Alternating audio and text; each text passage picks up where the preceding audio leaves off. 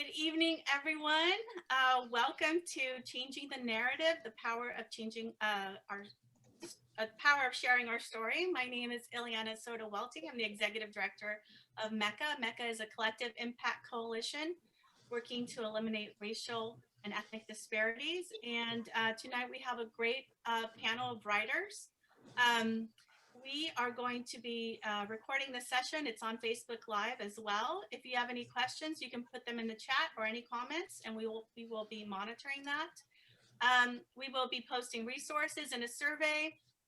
And before we get started, I just wanted to say thank you to the Orange County Healthcare Agency for helping to support this program for the past 10 years and really believing in the power of the arts being a mechanism for sharing our mental health journeys. And this is part of a program that we've been doing for over 10 years now with our ethnic communities. It's called Drawing Out Stigma. And this year we've had over 1,000 people participate in this program and reached almost 10,000 people through social media. And it's been really needed. We've been hearing that it's been really important to connect with others. And this is our last workshop of dozens that we've done in over 7 ethnic communities in Orange County. And really excited to be working with all of you tonight. And I'm going to pass it over to Marcus Amari, who's been with us this year as our thought partner. And Marcus is an executive poet and writer. And he's a wonderful poet here in Orange County, bringing different writers together. So take it away, Marcus. Well, thank you. Welcome, everyone. Thank you, Ileana. Yeah, thought partner is definitely something I'm going to have to add to the bio. See if there's any work out there for other people who just need thought partners. But this particular panel this evening is a congregation of people who are deep in thought and have perspectives that I've longed to hear from for quite some time. Friends and new friends. So without further ado, let's lead into our bios, our welcomes, and then we'll get right into it. For our attendees out there, I'd say make sure you have maybe a pen, pencil, piece of paper, something to jot something down with. Ileana, I tell you, as thought partners, there's plenty of times that we'll be speaking and we'll start writing that down like, okay, I want to remember that. And with these panelists, I'm sure something will be said tonight that you want to remember, that you want to recall, and that you want to share. So first, let's introduce Natasha Diop, who is an NAACP Image Award nominee, practicing criminal attorney, master's in psychology candidate at Fuller Seminary, and creative writing professor for UCLA and Antioch University. Woo. She is the author of the critically acclaimed novel, Grace, amazing book, which was named a best book by the New York Times, okay, they agree with me, and was awarded best debut novel by the American Library Association's Black Caucus in 2016. Dion's new novel, The Perishing, is due out 2021. Welcome, Natasha. Thank you. Thank you. Our next panelist is Ms. Amanda Fletcher, a 2012 PEN America Emerging Voices Fellow and former manager of the program. Yes, that's how I met her. Amanda Fletcher is a writer, editor, and coach whose personal focus is recovery and wellness. A prolific travel and freelance feature writer, her work has been published in the Los Angeles Review of Books, the Orange County Register, here we go, Hippocampus, I'm hoping I hit that, Heritage Future, Far and Wide, Ember, Beauty Tap, and many, many more. Originally from Canada, Amanda lives in Los Angeles and is working on her memoir, Halo. Welcome, Amanda. Thank you. Heyo. All right, rounding us off with this amazing panel, we have Brandon Easton, born and raised in Baltimore, B. Moore from the DMV area. Okay, we got Maryland. Brandon attended Ithaca College and then earned his MFA in screenwriting at Boston University. After teaching U.S. history and economics in NYC public schools, Brandon relocated to Los Angeles and broke into TV writing scene with Warner Brothers Animation in 2011's reboot of Thundercats, followed by Transformers Rescue Bots. Whoa! His original graphic novel, Shadow Law, won the 2013 Glyph Award for Best Writer. He has won he won 2014 Glyph Awards and also was nominated for an Eisner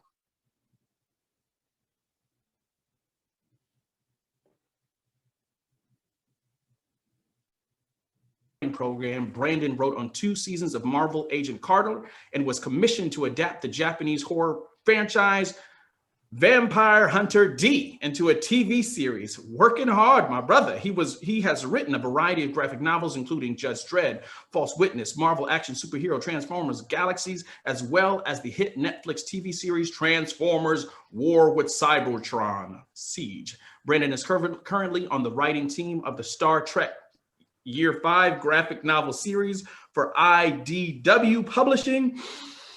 In June 2020, Brandon made history by being the first Westerner to have written a domestic Chinese screenplay. Wow, and passed through their SARFT, I'm going to say SARFT censorship program. He is currently working with DC Comics and Blizzard Entertainment. A mouthful, but well worth it. Round of applause for Brandon. Thank you. We want to have some fun tonight. You know, it's been a tough year, and we just want to get to know you a little bit better. But first of all, we wanted to find out how this year has been for you during this pandemic, and if writing has been healing for you during this time. Anybody want to get started with that? How have you handled this year? Well, I mean, when you're getting paid and you have a deadline, contractual deadline, then, you know, the writing isn't necessarily therapeutic, but pretty much like pragmatic. You have to hit your deadlines so you can pay your bills. But in terms of how 2020, I mean, as a former history teacher, this is not the worst year in history. I mean, there are many, many others that have been a lot worse. I mean, I would not have particularly liked to have been alive in 1921 or 1940 or 1945. So I would say that in the context of global history, we didn't deal with polio. You know, we're not dealing with leprosy. This is just a more advanced form of the flu virus, or the flu itself, or the cold virus itself. So COVID, the full name is COVID SARS, which is, you know, acute respiratory syndrome. So I don't feel like this has been the worst year. I feel like mainstream media has definitely pushed a narrative of fear and alarm, when if everyone just follows the CDC guidelines, we should be okay. But there's a good chunk of our country who won't even wear a mask. So I feel like, you know, writing in and of itself, when it's a art form, but it's also your job, I wouldn't say it's necessarily therapeutic, but it allows me to dip into the dystopia that we're dealing with and extrapolate from that. So in that regard, I've been able to tell stories that reflect the fear and panic and lack of media literacy that a great chunk of our society is victim to. Because if you understand how media works as a business, then you're a lot less likely to be alarmed by some of the reports. Because again, to save yourself from COVID, follow the CDC guidelines, which are posted in millions of places, and that should put you on the right track. So I feel that if you operate from pragmatism and common sense, you shouldn't be too alarmed, because you're not putting yourself in harm's way. And that's how I feel about the current situation. Thank you. It's a hell of a summation. And we just want this to be a free-flowing conversation, and we want it to be real, and we really want to, you know, get to know you all. So we have a few questions for each of you. I'm really impressed by all of your work, and Natasha, you do some really important work as a criminal lawyer, and you're a phenomenal writer. Tell us about the work that you have done with Redeemed, the nonprofit that you started, and that helps people recover and get a fresh start. What do you feel, you know, is so important about changing the narrative around justice reform, especially? Thank you so much for that great question, Ileana. And also, Brandon, that answer you just gave just was like, thank you. It was needed, and it was a way to sort of set the stage because there's such a spirit of fear out there. And just, but it doesn't mean it's not difficult. And I just want to put that out there. Life is hard being quarantined. I'm quarantined at home with two children. I have one is disabled. I have a mom who's 80 and Black. So they're both high risk, and just navigating the world, and also high school. They're all high school online. And it's super hard for me to write. And I am on deadline and I am being paid. And it's still hard for me to write because it's not motivation enough. Like to survive this for my family is bigger than my writing. And so it often takes a backseat, even in a time like this. So I don't want to minimize, because knowledge is not the same as, knowing, and surviving. So survival is of the utmost importance for me. And with Redeemed, I have the privilege of pairing professional writers in Los Angeles with people who have been incarcerated or who have committed crimes. So the reason why I pair professional writers is because the hardest part of being in a courtroom is being able to tell your story in an articulable way. So you're in a room full of professional question askers who are waiting for that little mistake, who are waiting for that one thing that doesn't make sense. And so I'm saying, okay, you got two writer champions on your team that know how, they are wordsmiths. They know how to work the story to make it make sense. So it was always the strongest position to me, even as an attorney, because I was often retelling a story, even that my client told, or leading him or her or they in a certain way. So I thought, what if we had that before we walked in? And not every lawyer is a great storyteller. So I pair professional writers with them, and then professional writers, and then the lawyer, and then the person who's committed the crime. And we erase records. We erase criminal records as if it never happened. We reduce felonies so people get their constitutional rights back. Right now, we're petitioning to get people out of prison. So it's a journey, and I just feel grateful for this community. Amanda actually is part of that effort. She was there in the beginning, and I'm just grateful to be able to do it. Great. Let me jump in there with a transitioning question to Amanda. The title, Changing the Narrative, the Power of Storytelling. Man, talk about how it caters directly to you. That's why I was so excited to have you on this particular panel. And learning a little bit more about your background. Is there a way that you can just share how you embraced your journey, and maybe what narratives, one or two, that you had to change over the course of your life? Wow. Well, first of all, thanks for inviting me to be on the panel with these amazing people. And Marcus, you are so wonderful. And Natasha and Brandon, getting to know you, and Ileana, the work that you're doing. And I'm just so grateful that you all exist in the world. I agree about this being a difficult time, even though I am that introvert extrovert person. I did lose my job. I'm unemployed. The program that I managed that was uplifting marginalized writers, amplifying their voices, providing opportunity for people that wouldn't have had opportunity in the arts otherwise, that program has gone on hiatus. So this job that I had that was so fulfilling and actually changed my narrative to some respect has gone away because of the pandemic. And that's tough. And it's tough, less for me and more for the people that, I wonder who we could have helped this in 2021, who the fellows would have been, who were the writers that we could have worked with. And since we're not able to do that, I think that makes me sad. And so many arts organizations are struggling and don't have funding, and people are giving money to, basic needs, food, housing, health insurance, childcare. That shit needs, oh, sorry, no swearing. That stuff needs to happen.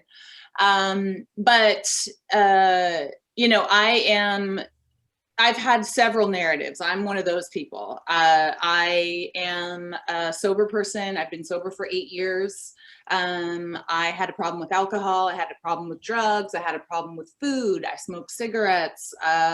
You know, you name it. If you could abuse it, I have done that thing. And it was actually this fellowship that I managed that kind of helped me shift my life.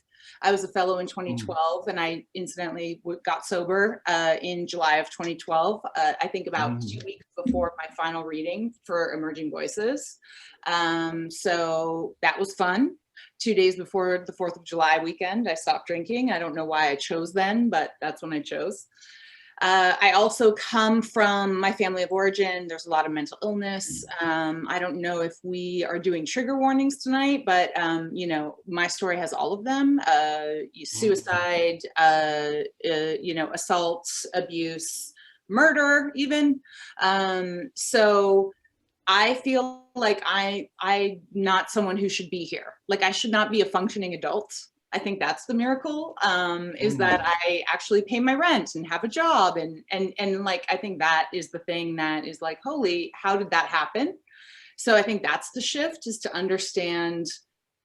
I always thought, and I'm going to say thought because I'm changing that, but I knew that the problem, like the broken thing, was inside me. It wasn't outside. It wasn't the thing that I was fighting against. It was inside me. And I think that the struggle for me and the shift in the narrative has been that I am not broken, that none of us are broken, that we are human. We are human beings trying to figure out how to do this thing called life, and be, you know, friends and lovers and parents and you know, just kind of trying to figure out how to be a part of a community. And I think that is the thing that I was talking today with some friends about how I am solidly in the middle of a community.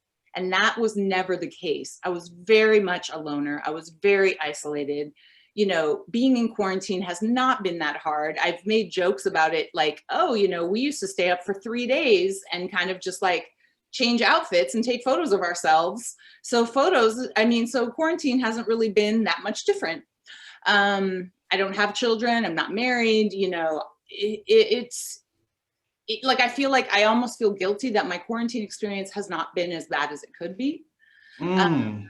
So that's something that I think I struggle with a little bit. But yeah, so to talk about the shift in narrative, it's like, everything has changed. Like, what hasn't changed? You know, I was this person, you know, I finished a draft of my manuscript in May, and I had some friends read it. And I have friends who know me when I was that person and only know me now. And to see the comments on the pages, how difficult it is for them to wrap their mind around, like the fact that I was this person that was like smoking speed out of a broken light bulb, or like off tinfoil. Like I was hardcore, and like, and I'm not now, you know, like now I'm going to bed at like 9 o'clock and getting up at 5 a.m. to like train in the morning and do some writing. And like, it's in every way that it could shift, it has shifted. Have I arrived anywhere? Absolutely not. I don't believe any of us ever arrive anywhere. We're always changing. Did that answer the question, or was I just all over the place? Dude, you listen, I have so many notes just on that alone. Not only that, my internet blew out and it came back on in the middle of it. But you spoke on fine. you spoke on so much. I'm gonna use these notes, and I'm gonna transition back to them. Yeah. Once we get back to Brandon. But yeah, you nailed it. Okay, good. Well, I don't think you should feel guilty about having, you know, a not so bad year, Amanda, and you've built so much resilience throughout, you know, your life. So I think we're here to talk about that, and we want to strengthen your story. So it's okay to. Thank you for giving me permission for that, because really I feel like I need that. I think we all kind of need permission to like fall apart and put ourselves back together. Can I say something on that too with the panelists? We all have a kind of a shared sorrow and sadness for the last few months, and then we've been, you know, leaning on certain communities to build that up and partner with one another, just like this, you know, panel on this Zoom thing right now. But those times of isolated joy, and I call it isolated joy, I go, I almost didn't want to say much about it because I was wondering if someone else or the rest of everyone else was feeling bad. So you started hiding like the things that were actually going well for you this year. You're like, man, I know it's a pandemic, but man, that really just came through for me right there. So yeah, I appreciate you sharing that, because it is, I don't know if the term is survivor's guilt, but something in that realm of, hey, something just went right for me. Are we in that space yet where we can start celebrating the things that are going well for us? Right. Yeah. And actually, Brandon had a great year. It seems like career-wise, you've done a lot. You've had a lot of success. But I know it hasn't been an easy road. And we wanted you to share some of the unique challenges that you've had to face in navigating your career. And how have you overcome them? You mean in the graphic novel world or in Hollywood itself? You work in a very unique industry, so either one that you want to choose. Well, I would say that, to be helpful for people who are listening, who are aspiring screenwriters or creators, I would say that the biggest difference between when I was starting out and the current world is the fact that the internet exists. When I was starting out in the late 90s, the internet was around, but it was dial up, and you had to get an AOL free disc from a newspaper stand somewhere. Back when there were magazine and newspaper stands everywhere. You were spending on that extra 800 hours. Right. And you basically, what you wanted to do was do a little bit of research. So I find that the thing that makes the difference between the aspiring and the professional is how much research you do into how the business, whatever it is you want to do, operates. When people talk about breaking into being a writer or a creator or an artist, dancer, whatever, I always think of this phrase: anybody can dance, but not everybody can be a dancer. Anybody can write, but not everybody can be a writer. And what I feel is that there needs to be a greater level of respect toward the craft of the creative world. Just because you think you can do it doesn't mean you always can. And if you want to do it, you better do some research into the business of it. Because unfortunately, it's called show business, not show art.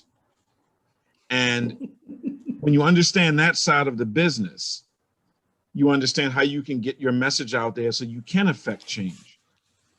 My specific challenges were just being a 6'2" black male in a world that assumes every black man on the face of the earth is a criminal, or is morally deficient, or is deeply problematic.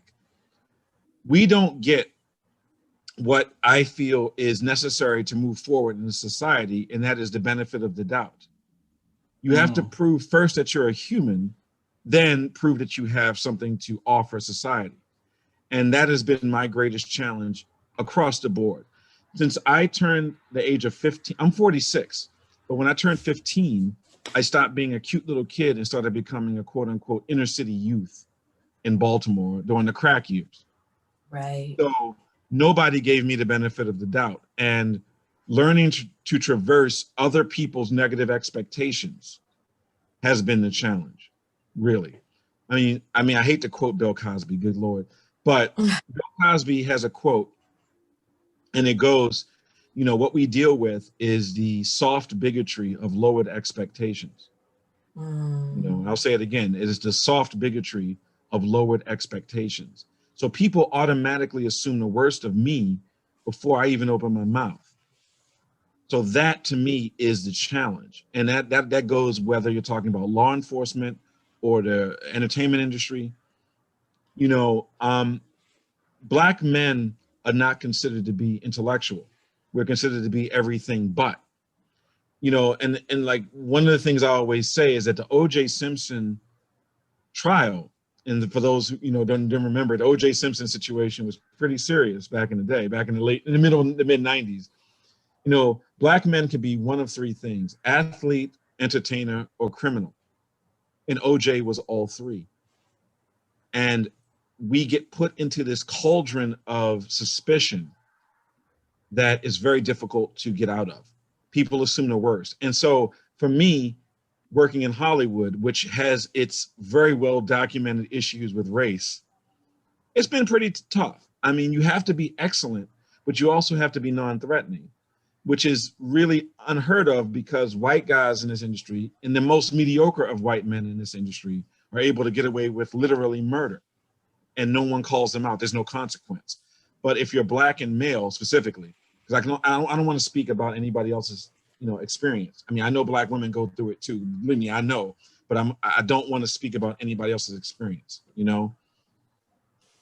Being black and male and uncompromising in your stance. I don't back down easily, and I strongly believe in the things I believe in. You will automatically be cast as difficult or problematic. And the way to get around that is to constantly be excellent.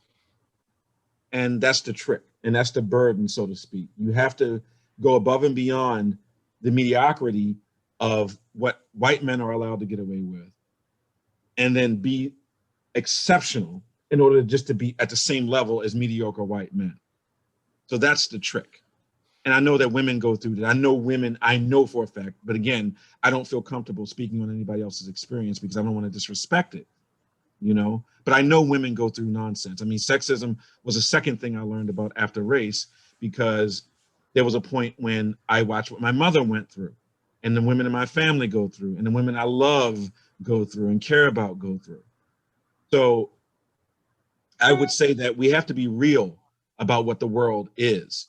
And you have to be excellent. You have to be better than just to be at the starting line. And I think that's what the issue is. And I'll stop there. Brandon, that ain't just the issue. That's the tip of the iceberg of so many issues. And man, I may not be the best host for this, because let me tell you, for each panelist that spoke, I have an offshoot of questions that could take us another hour and a half on each person. So let me dial into this, because you turned the page in something that I do want to go back to Natasha and Amanda on, which is you spoke about your challenge regarding a preset narrative, right? The way people look, assume, and have their perspectives and vantage points as far as Black men are concerned. And you, of course, being a brother in Hollywood, have dealt with that preset narrative. I want to ask Natasha and Amanda, either one of you can answer at this particular point. What are some preset narratives that you feel that you've had to deal with, either as who you are or the industry that you're in, and how has, I guess, being a storyteller enabled you to control or maybe craft that narrative? Does that make sense? Well, for me as a Black woman, I think I would have to start with, I guess, because I think we assume that everybody responds to racism the same way.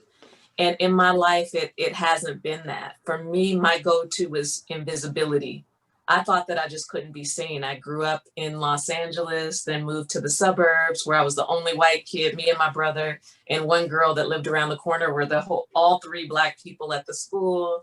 So it got to a point where I'd rather be invisible than anything else. So I stopped caring what other people thought about me, which also posed its own problem, because it made me sort of a watered down Black person. I learned how to be Black by watching TV like all the other white kids. I didn't know the right way to be Black, if you're Black enough. I had my parents and they're like, stay out of grown folks' business. It was a whole different thing. So I think my focus very early on is who I wanted to be. And I just started creating worlds. That's how I became a writer. I think the strongest people with the best imaginations are those who have had no safe place, who felt threatened wherever they are. So writing is reauthoring your story. To be able to do that, you could be anybody. You could have conversations, say things you wish you would have said that time, or do things go places you wish you would have gone. So from a very early age, I knew that I had to take control of my story because it didn't matter. Whatever they were writing, I didn't want to know. I wanted to write my own story and be my own person. And also because my worldview is a little bit different than Amanda's, so I come from a place like we're broken because I know that there's a better place than this. And I think there's a basis of hope, it's based in hope. Like, we can be better than this. 2020 is not our best year. It's not our worst year either, like Brandon pointed out. And so it makes me think of things like, well, what is our best life? What does it mean to me to be a better person than I am today? And it would be someone who is wise and has knowledge. I want to be curious about the world. It's about being courageous. I want to be more courageous. I want to take those steps. It's about kindness and being loving. It's about justice. Heck yeah, it's about justice, fairness, leadership, temperance, self-control. So what Amanda's talking about, do I smoke this? Do I not smoke this? Taking control, and also exercising humility and transcendence, appreciating beauty. So those are the things. I stopped letting other people tell my story, and I decided these are my story points. These are my storylines. So when I wrote Grace, I wanted to tell the truth, but I wanted to, because I think there is hope in the truth once we know what it is and we're not lying to each other anymore. So I think one of the hesitations, even going into a room, people would tell me, Natasha, I don't see you as Black. I'm like, okay. So first of all, we have to not do that, because are you telling me you really don't see a Black woman standing in front of you right now? We can't even have an honest conversation right now. So even that, and it's because it's beyond the color of my skin. It's like our morbidity rates, things that affect us, in real ways that you're erasing. When you say you don't see color, it means you don't see me. And God intended this for me. So that's sort of my worldview. And so it helps me to be less judgmental of everybody else, because I'm like, I don't want to play your stupid game. Like, I don't want to do that right now. And if I don't have to, I won't. I'll get up, take my cards, my ball, and I'll go home because it doesn't make sense to me. Why should I engage? I have like a family, my son, we've been in the hospital so many times. I was like, I know who I am, that I don't have to be treated this way by anybody. So I don't accept other people's rules about me, but I know it affects me. So I'm not saying I'm just silly about it. There is the business, like Brandon talked about. And I remember when I wrote my novel, I won this, somebody gave me, I won an editor at this event that me and Amanda were both part of. And I remember at the end of this very long process, like 3 or 4 months, she said to me, this is a really good book, but I don't think you'll be able to sell this. It was called Grace. It's about slavery. I'm like, you really don't think I can sell it? She's like, no, but that's okay. Just keep going. You can win like fellowships and go places. And then I was just like, I don't want that story. I'll make my own story. So, and we have to do that as creatives, especially because there's so many closed doors. Where the door closes, you go out of a window. Do you know what I mean? Or you go somewhere else. So I stopped letting other people's narratives control my life. I'm taking it back and I'm reauthoring the story. Yeah, listen.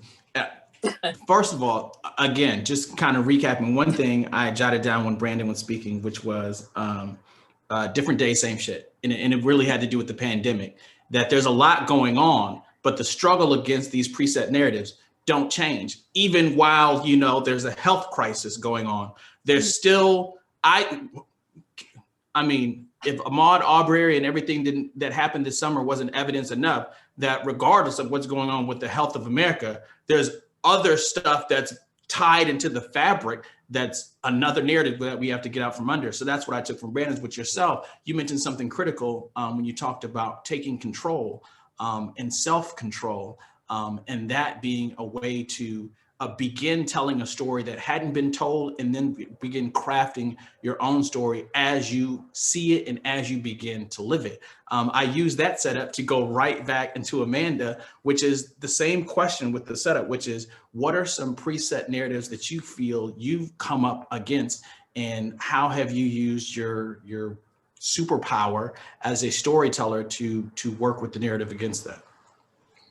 So before I ever thought about getting sober, I read recovery memoir. I needed to feel like I wasn't alone. And like, to me, that is why I write, because I want other people not to feel alone. I want people that have gone through things to understand that, like, no matter how terrible you've been, how low you've been, someone else has been that low.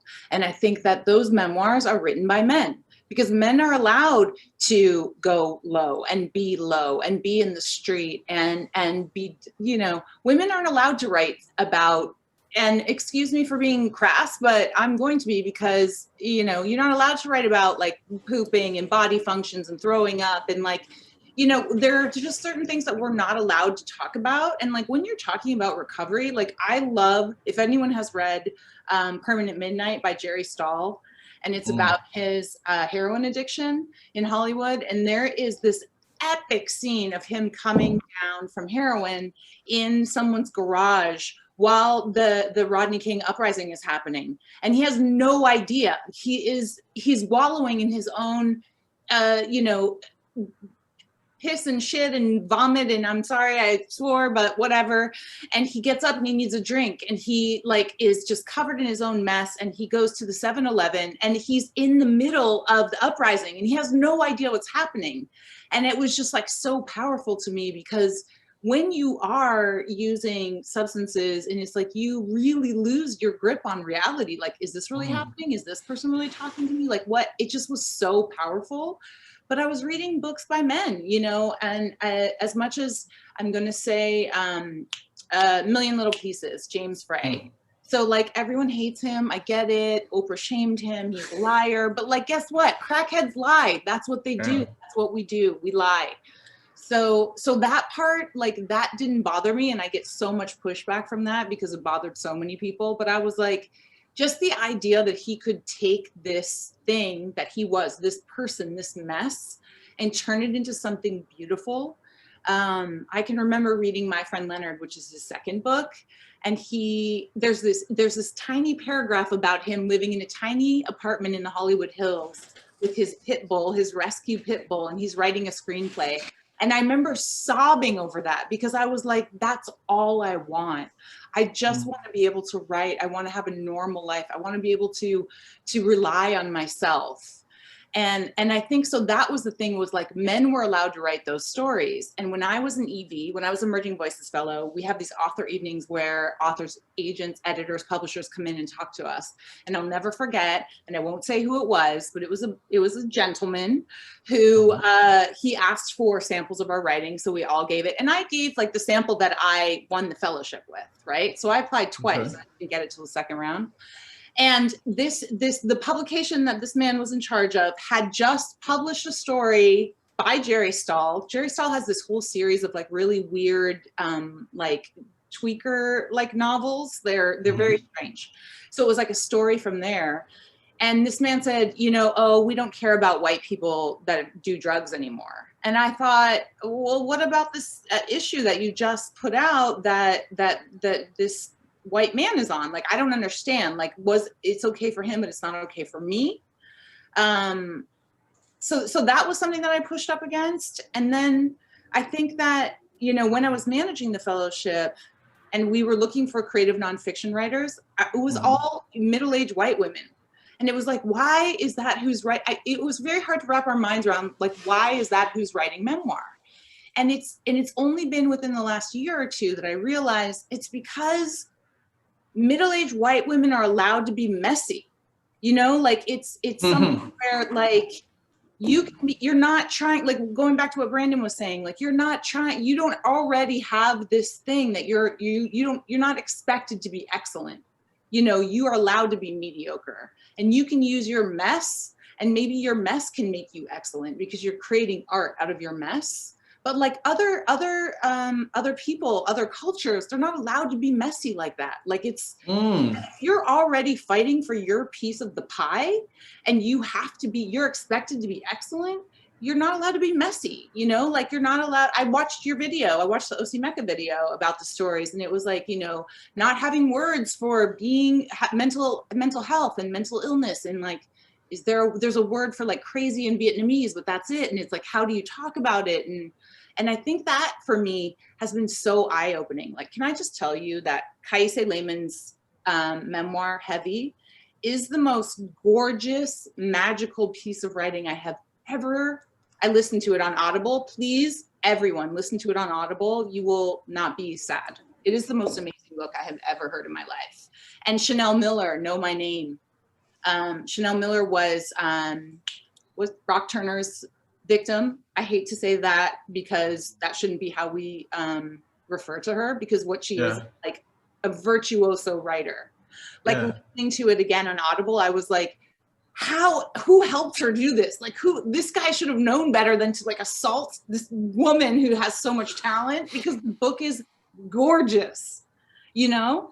So I think that's what it is. It's like realizing that like I am so privileged that I'm allowed to be out and proud and messy about it. And that, you know, I can still retreat into my middle-aged white ladiness and not tell people that stuff. Like I can hide. And like, that's a privilege that I get to do that, you know? And I think that part is like, I didn't really understand that before.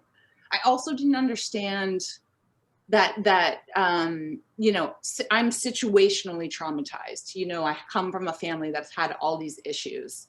And like, I have just tried to not feel bad about that. So I have used things to not feel bad about that. But I think about like systemic trauma, like I think that only within the last year is like, some people come into the world already having this, and it doesn't matter how great their family is, and it doesn't matter where they go to school, and it doesn't matter how much money they have, they're already carrying these burdens, and that's trauma.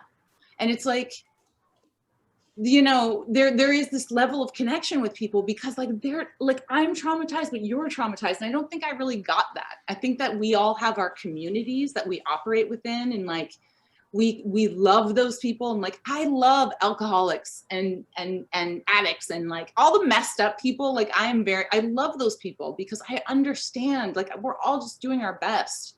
But I think for me, it was like, I suddenly realized like how many people they come into this world with this burden already. And like, how can I help those people? Like, how can we get those stories out? Those are the stories we need to hear. I read, I'll close with this. So I read When They Call You a Terrorist.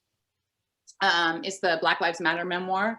And Patrisse is like talking about what they want their organization to look like. And it was like, you know, we have childcare and we have mental health services. And I was like crying again, because I was like, this is how the world should be. And look what we have done so far. We've messed it up so bad. Like, how do we get to this place? And it was so beautiful to me, you know? So I think that's what it is. It's like, all the Black women I know are like they should be running the world. Like, I'm sorry, like all the Black women I know have PhDs and are lawyers and doctors. And it's like, those are the stories that I want to hear, you know? And I didn't realize how badly I needed those until maybe the last 2 years.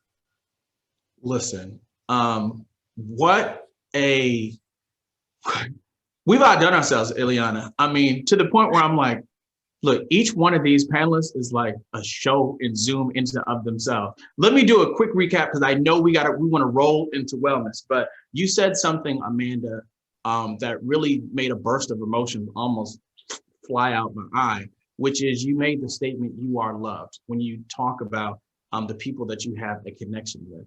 And as writers and creative writers, I think that is something in ourselves that we put on the page to share that story to someone else who may connect with that, hey, you are loved. I'm creating the story so that someone else out there may have something to hold on to and to identify with, and to know that they are recognized, that their experiences are validated, and that there is someone out there who supports them in their journey.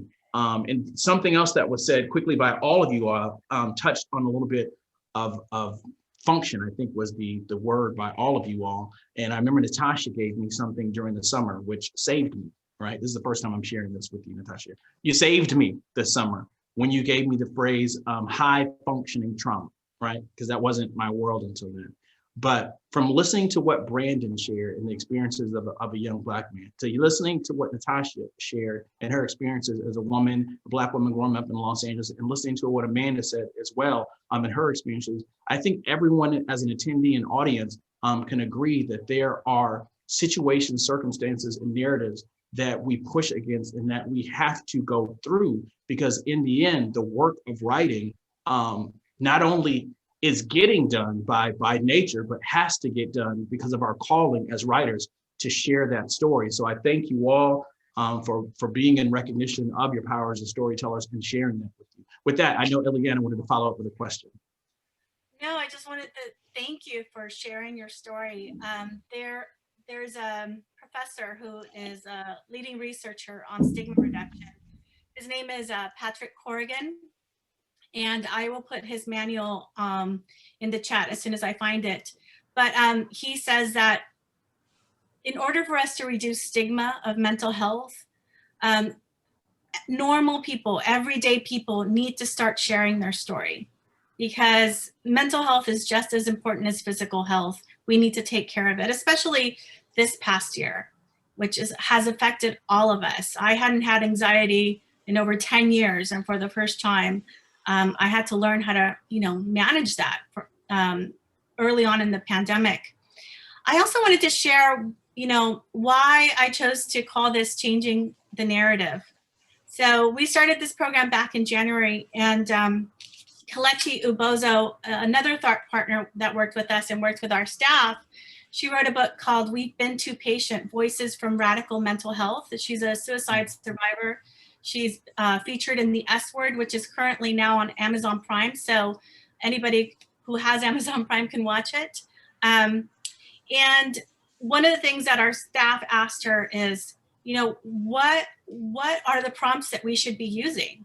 Do you want us, the community members, to share their deepest, darkest mental health experiences? And she said, no, it's up to them what to share. It's about to them to develop a narrative for their own ethnic communities. And so we left it up to each community to design the prompts. And a lot of them wrote about, what helps them, what gives them hope, maybe what's their biggest fear. But we ended up having a collection of stories from all of the different community writers in 7 different languages. And I put a link in the chat. It's called These Are Our Stories. So they're featured on our website, and we also have a chat book coming up pretty soon. And so I think it's really important for all of us individually to define our own narrative. In the past, we've had some negative experiences where our community members were featured and outed in the paper, and they shared their story openly. But it really kind of impacted them, and it impacted their lives because it was shared in a way that was exploited. And so we didn't want to do that with this process. And so many of the stories are anonymous, and people felt really open to sharing. So I just want to emphasize that you sharing your story tonight is really important, especially as writers and as the leaders that you are. So thank you. May I add one thing, Ileana, because I feel like I would be remiss if I didn't. When we talk about mental health, especially in the Black community, which is the most underserved community for mental health, I think it's important to recognize that racism is a mental health crisis. It's the other crisis along with COVID at this time.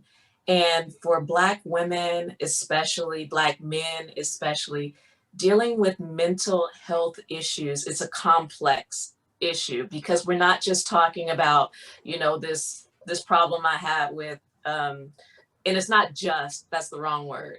It's not talking about addiction or anything like that. But as Black people, especially as a Black woman, people think that my story is sad.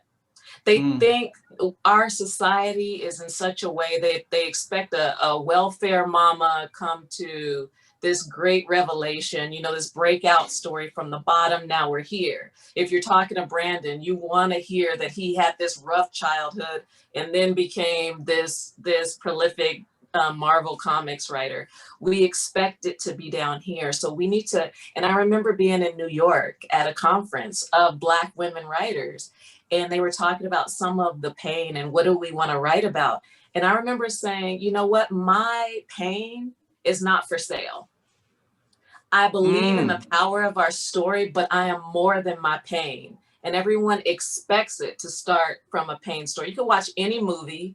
or whatever. It's the big stories are the guy in prison breaking out, the woman who had all these children breaking out. So the world, or at least our nation, thinks that we're already broken and there's mentally ill, there's all this.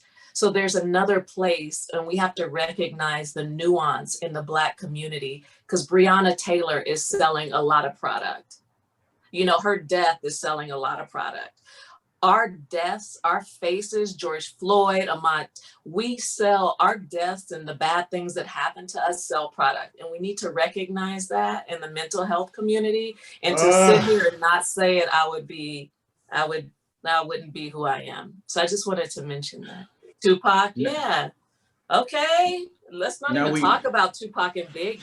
But we're expected to be there. So it's not as easy as just tell your story, because it's not an exception. It's supposed to be the rule for us. Wow. We at that point in the program where it's like there are questions, but everyone's touching on them, and they're going to now. And we're at that point where everyone's like, I just want. Can I say one thing? Can I say one thing? Because now I have to say one more thing as well, which is that the stories of poverty, the stories of crime, the stories of welfare, these stories exist. They do exist, but we don't have to allow our stories to be edited by what sells or by what leads the evening news. That our experiences are individual and validated and affirming. And I'm going to share something really quick again, talking about how functioning trauma, the fight against that sometimes causes us to lash out against those in our community. I remember feeling shame, if someone in my family didn't have money, or, oh, you at your grandmama's house and the roach runs out the cabinet. You don't tell that story. You know what I'm saying? Edit that part out, that you experience poverty. Exit that part out, talking about how functioning trauma, that 4 of your friends in high school were killed. No, we don't talk about that at all, because where I am right now, I don't want to be seen as that. But you learn how to get to that place where that story is respected. It's a part of you as much as it is a part of them. And that through creative writing, we all find a space to share individually and get it out there. It's just that point in terms, talk about self-control, where you don't allow someone else's agenda to edit your story and control your narrative. Yes. Sorry, y'all got me. Word. Going. Amen, preacher. That's the quote of the night is, my pain is not for sale. So thank you so much for that. I wanted to transition to healing and recovery and resilience. We've experienced quite a tremendous year. We're on the verge of getting the vaccination, and I'm feeling that, hopefully 2021 will be a year of recovery and healing. And we've developed a lot of resilience this past year, and we don't know what the future holds, but we have some questions for you on, the lessons that you've learned on your journey. And we want to share them with participants. I want to start with you, Amanda, because you're very familiar with recovery and resilience and wellness. Share with us the strengths that you've learned or uncovered from a year that has challenged us all, and from your life story as well. And how can your story help us as we begin to recover? How do you revitalize yourself and help others do the same during these tough moments? I know you're writing a book called Halo, and I just want to, have you share how that process has been for you. That's so much. So in 2002, I jumped out of a boat, hit my head in a rock, broke my neck in 3 places. I was air-vac'd to Good Samaritan Hospital in Phoenix. The chaplain came in to read me my last rites. They don't tell you when you're gonna die that you're gonna die. They just act like everything's fine. So I didn't really realize how bad it was until several years later.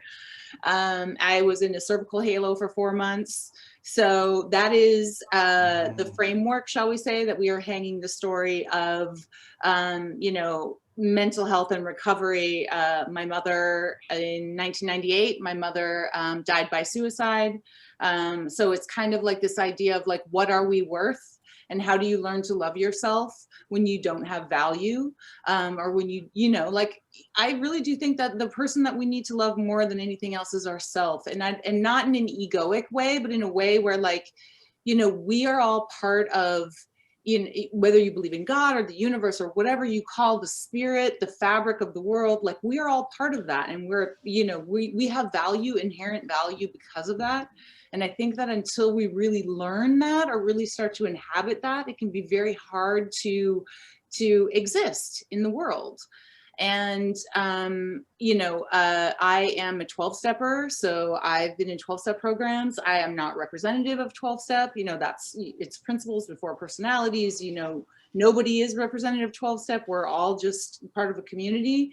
But that program, I can't tell, that program saved my life. That program made me the person that I am proud of. That program taught me how to do esteemable acts. And that means doing something for someone else, not because it's going to benefit you, but just because you're going to do something for someone else. And I think a lot of 2020 was about that, is the things that I learned in the program where you call people on the phone. Like before 2020, when was the last time you called anyone on the phone to actually have a conversation with them? Nobody does that. We text, why are you calling me? You get mad about it, especially if they don't pre-text you to say, hey, I'm going to call you. And then call, And so I incorporated that. I was doing a lot of checking in on people hey, how you doing? Do you need to talk? And I think that's how that's how you avoid being something of an energy vampire. I think that when you're reaching out just to tell people everything that's wrong with you, that's when people don't want to pick up the phone. And it doesn't mean you can't get to your problem. You have a genuine conversation with this person. You talk about, what's really happening. And I think that's what's really important, is to be authentic in the conversation, really wanting to know what's going on with you. Tell me how I can help you. What do you need? And generally people, I think it can be scary because you don't want the responsibility of what that person needs. What are they going to say? They need a ride. They need $1,000. What are they going to need? I don't want to give them that. But they don't need that. They need an ear. We all need an ear. We need to know we matter. We need to know that someone cares whether we're dead or alive.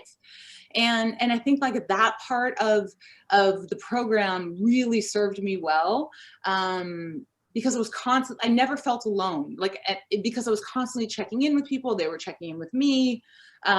These Zoom readings, you get to see the people that you love and admire, and they're reading their work.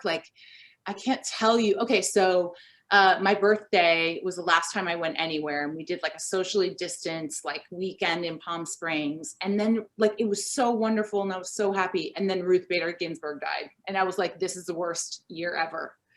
And then I went home, and it was that Voice the Vote event at Skylight. And I don't know if anybody watched that, but oh my word, the level of craft.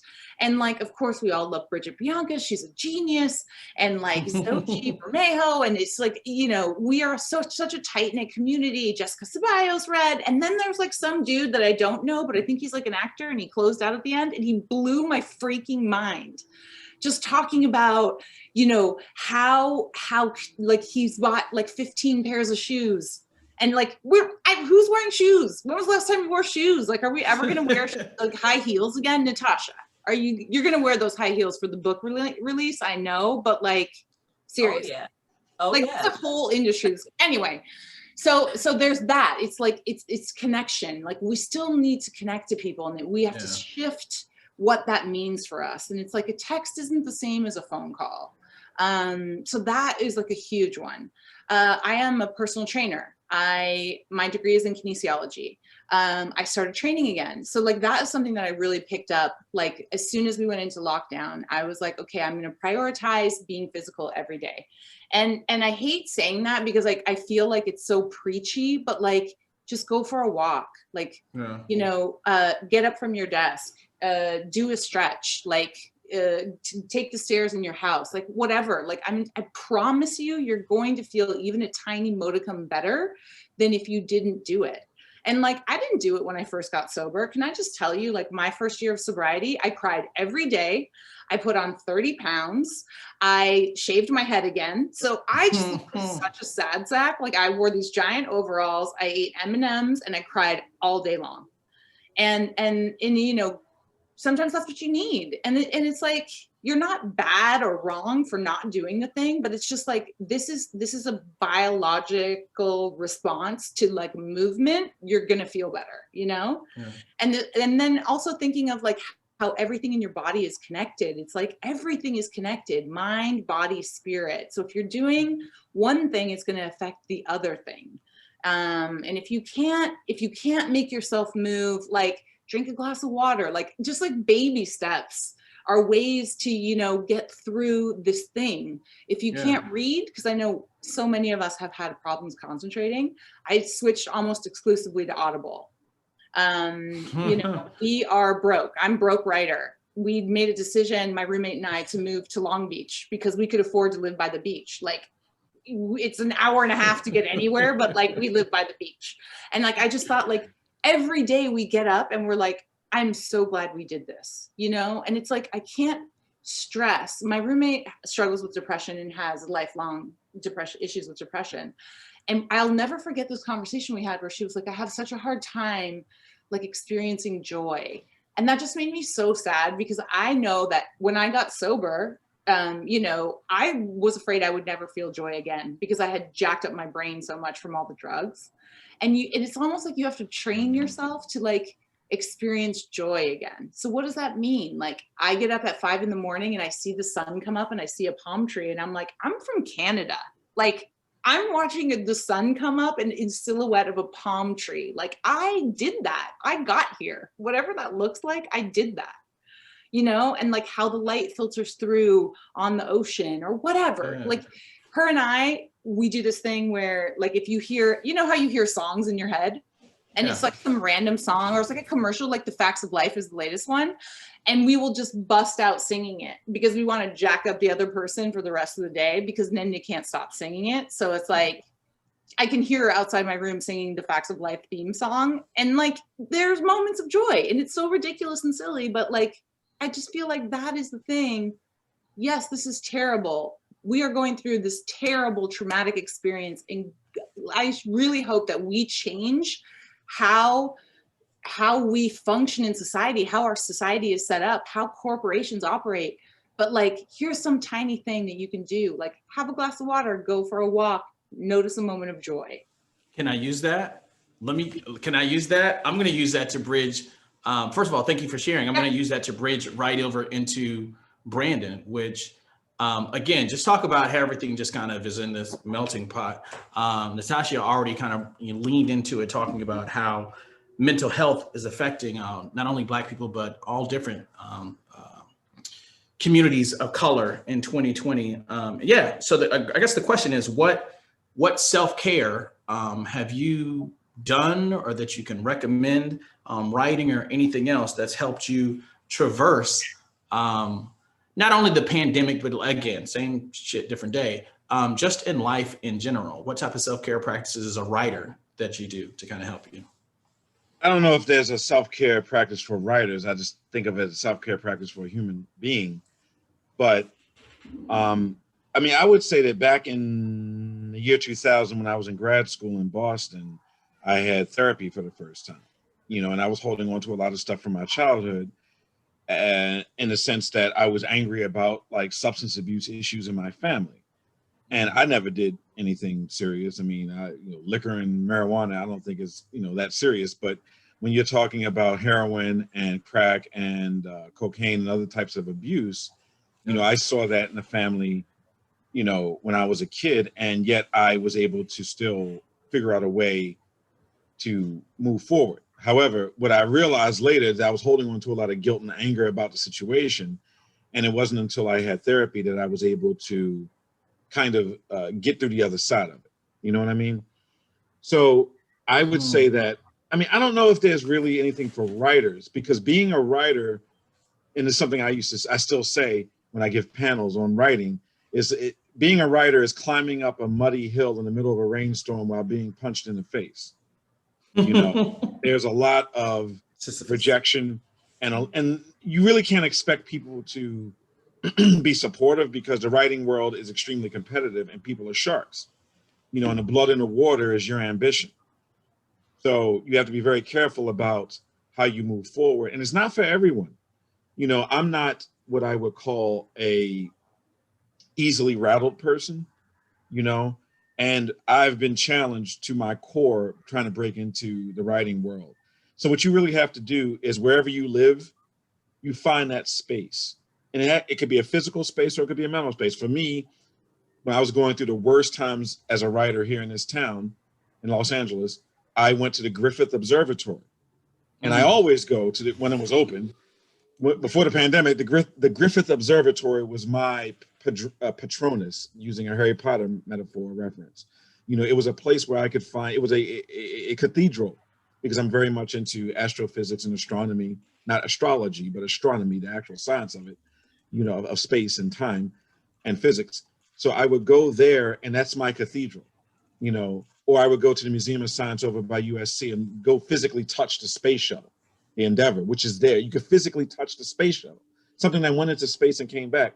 So for me, things like that made a difference, because it moved beyond theory and started to be practice and reality, pragmatism again. Yeah. So I don't know if there's any one particular thing I could point to, other than a person being honest with what they like and not being afraid of what they like, whatever that is.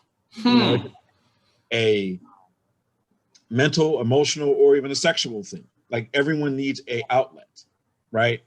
So whatever that is, I would say a person should lean into it and not feel ashamed for liking it. Like, when I was growing up, nobody was into science fiction and fantasy and superheroes. You know, if you were a fan of video games and science fiction, you kept your mouth shut, because you would get beat up or fight back, like I did, you know? Whereas now, being a geek or being into sci-fi and genre is like the status quo. That is American pop culture. Whether or not I don't know if people, it doesn't matter if you personally like it, but every Marvel or DC movie makes $1 billion with a B, $1 billion. That means people like it. So I just feel that like when I was coming up, I had to figure out how to be into the things I was into without shame, without self-judgment. So I think that therapy for a lot of people is just admitting that they're being okay with the things you enjoy. And I'm not talking about crime, and I'm not talking about abuse or, you know, anything horrible. But I mean, if you're into something that people might not think is popular, or you're into something that people might look down upon, don't worry about what other people think. I mean, breaking yourself free of the shackles of other people's judgment is the ultimate therapy, in my opinion. Because the minute you stop caring if people judge you, that's the minute that you actually become free. And that's as far as I can go as on that subject. Well, listen, you said something. First of all, we'll get into James Baldwin later, because that's I can go forever on that. But gosh, man. Oh, here, smack. There it is. Find that space, right? Once you said that, that opened up the door for so many spaces of understanding what it is to heal and find therapy. And again, just kind of wrap up what you said, as far as my interpretation of it, is that once we got off the hamster wheel this year, in terms of the pandemic, where you were forced to sit your ass down, as my mom would say, it's like, since I don't have to do this anymore, or I can't do this as I've always done it, what are the things that I like to do? How is it that I would like to do things going forward? And that's an opportunity that opened up this year to find, you know, therapeutic practices. Who knew I liked running outdoors? I hated running outdoors. Man, give me a treadmill every day of the week. All of a sudden, I'm like, man, I can't get enough of this fresh air, right? So those things, allowing ourselves to explore and not be ashamed of the things that we've discovered that we actually enjoy, that may be different from what people find acceptable. Yeah. You know, we've experienced the Black Lives Matter movement internationally this year, and race racism impacts our mental health. Racism has been declared a public health crisis in many communities, not Orange County, but in some of our surrounding communities, we're working on it. But we are finally making the connection that living in toxic stress leads to negative physical and mental health conditions. It leads to, Alzheimer's. It leads to 9 out of the 10 diseases in the top 10 diseases that we have, including suicide attempts. So all of these, everything that we've experienced is going to have some long-term effects, and I wanted to talk about Black Lives Matter, especially right now. We're living through a lot of crisis situations. Here in Orange County, we're experiencing, and also LA, if you look at the map of the United States, we're in a crisis with this COVID surge that we're experiencing. And a judge ordered Orange County sheriffs to release 50% of the inmates because we had our first death in the jails today. So I wanted to share that with you, Natasha, because, you sort of come from a criminal justice perspective. And as a lawyer, what are your thoughts on reforming the justice system? And how can that lead to healing? Do you think we can achieve justice, restorative justice? What are the next steps that we need to take?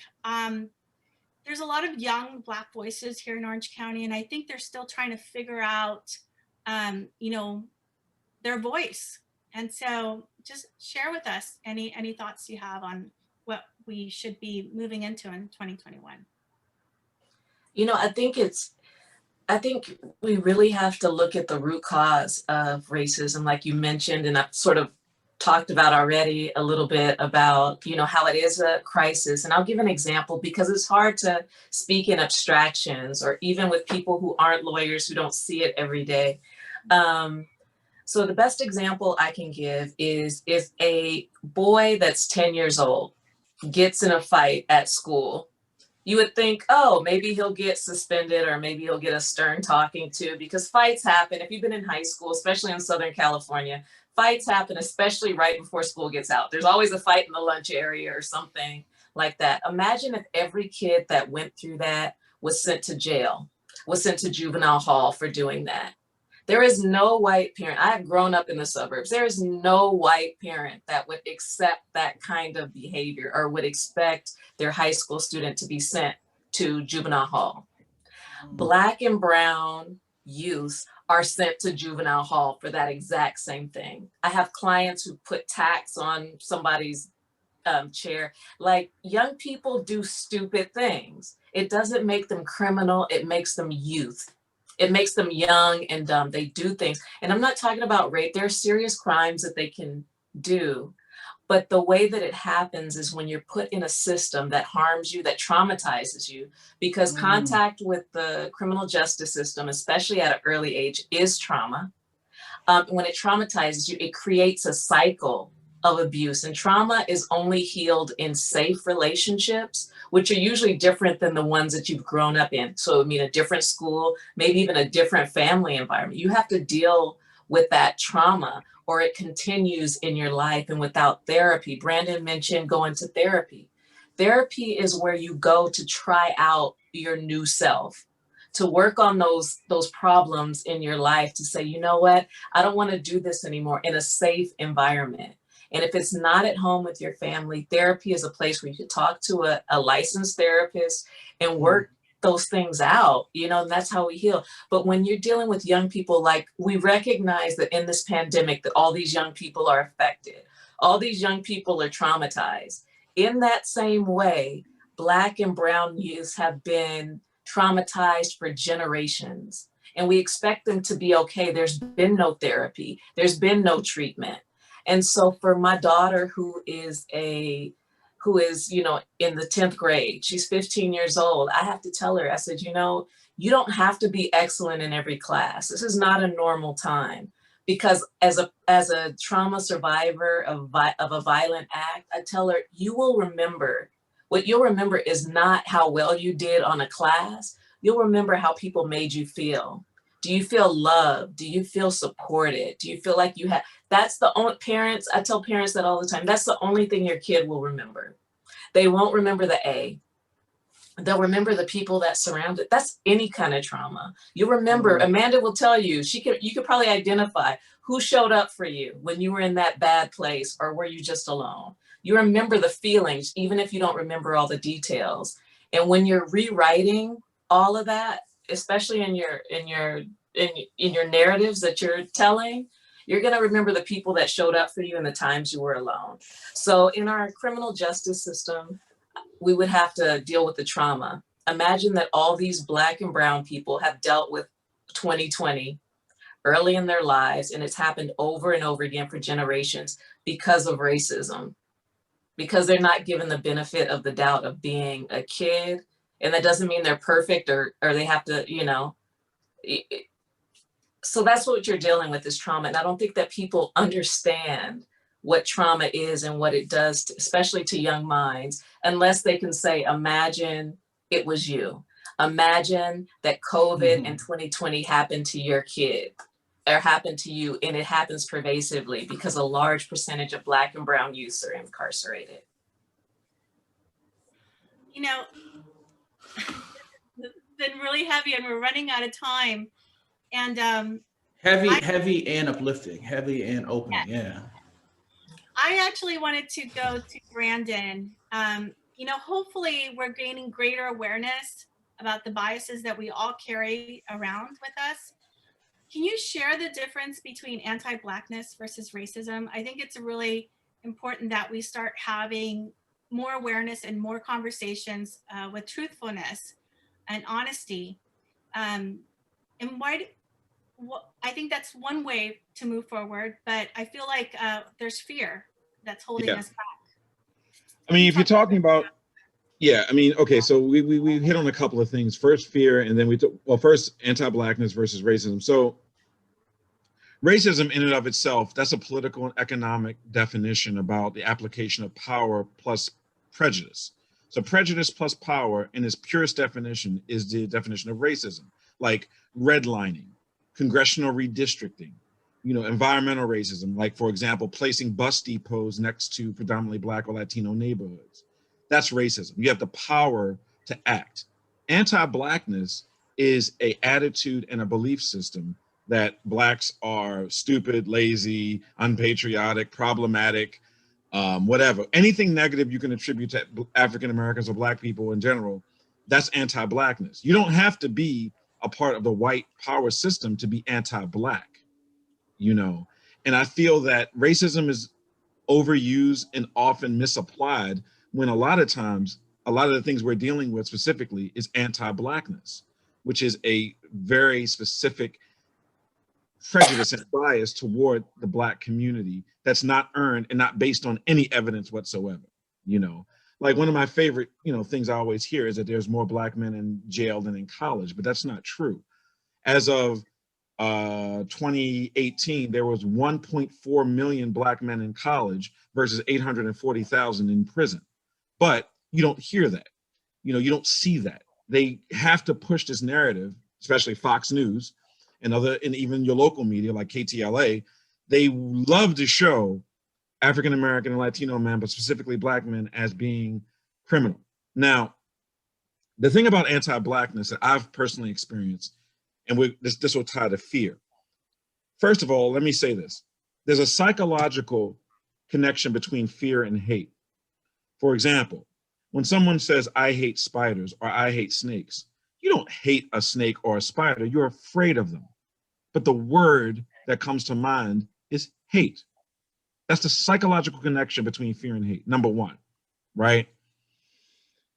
Now, in Southern California versus the East Coast, and I'm someone who was born and raised on the East Coast, there is a significant lack of honesty and dialogue here in this region of the country.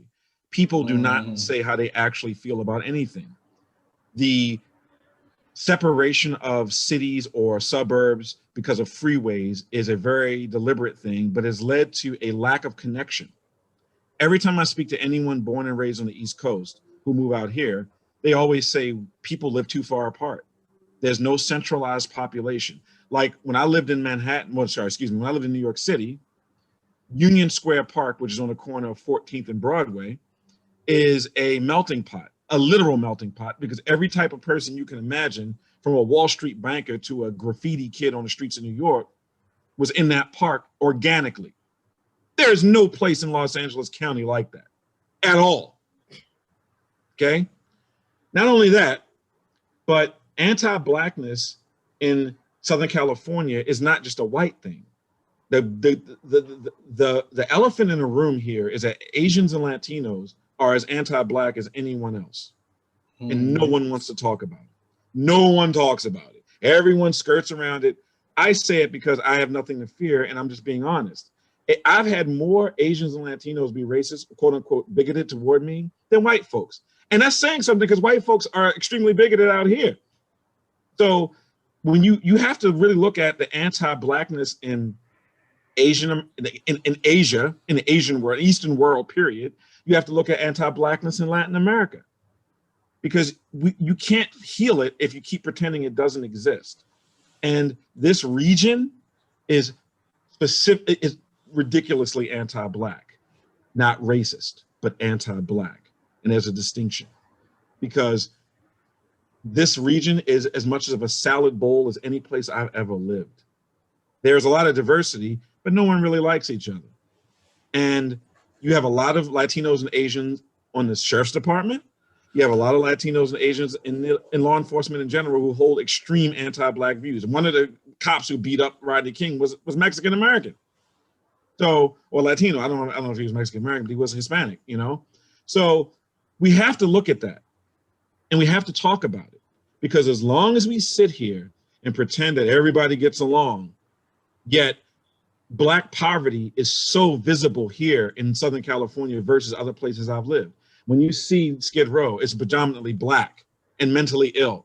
When you see people standing in these shanty towns, these tent cities, it's a lot of Black folk, mentally ill Black folk.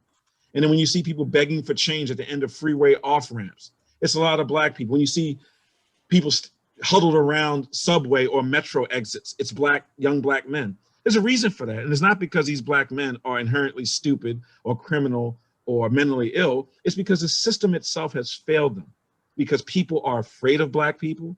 People are afraid of Black men. And if you're afraid of somebody, you have no empathy or sympathy toward them. And that's what we really have to get to the bottom of. And to do that, people have to get over their fear of speaking honestly. The East Coast is very honest. I'll end with this. The one thing I will say the difference between the East Coast and the West Coast is, people on the East Coast say horrible things, but they treat you nice. People out here say nice things, but treat you horribly. And I'll leave with that. Whoa. Ileana, what's our time like for questions? Because I got questions, or a question. We have one last Can I question. give an example too? Yeah. Brandon, oh my gosh. So my brain was just like, yup, you know, as he's talking. There was so much there, and I wanted to give an example only because this is just on my mind right now. You know, we're in the middle of the still Black Lives Matter, this whole summer, this whole COVID season.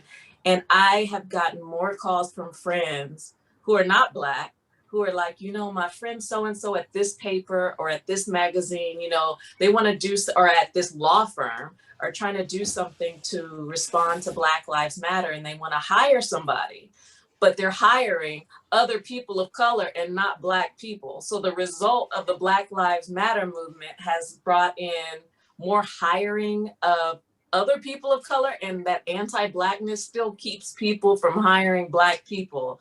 So when Marcus reached out to me and was like, I want to do this panel, I was like, okay, so this is an organization where it's not people that don't look like me wanting to talk about Black lives. I was really impressed. So I'm just grateful for Mecca, because that is the response right now.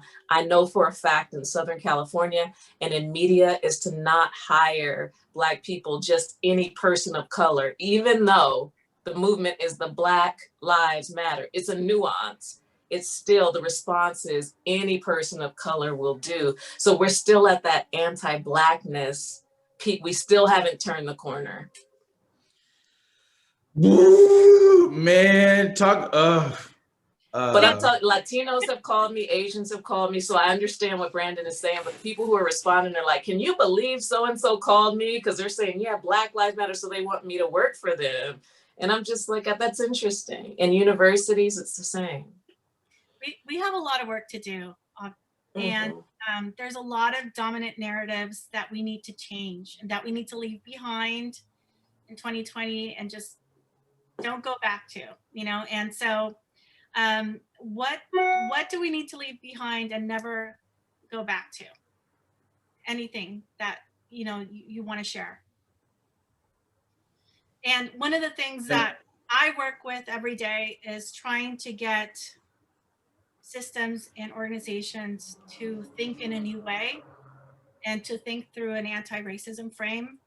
And that anti-racism frame is looking at structural and systemic racism and look at it historically and know that we are still practicing racist policies in all of our organizations, and it's impacting people's lives.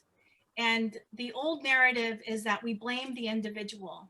I think the new narrative needs to be that we need to blame ourselves, we need to blame the system, and we need to start changing that. So this is a question for all of you. What one dominant narrative would you like to change?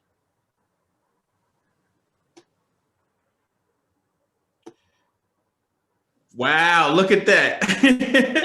So listen, because I had a different question, but now I'm sitting here thinking, if someone asked me that, and I'll just rephrase it the same way, which is we've come through so much as the last year, and then we've talked about everything again that we've lived with before the pandemic. So great question, Ileana. What is it that going into 2021, as a narrative that you've pushed up against or pushed through that you're like, man, not only let's leave that in 2020, let's just, we need to move out of that completely. What is a narrative that you just want dropped that we can push through? I'll say one last thing. I do have a narrative I want to stop, and it's the idea, and this is very controversial and it's a little bit different than what I've been saying.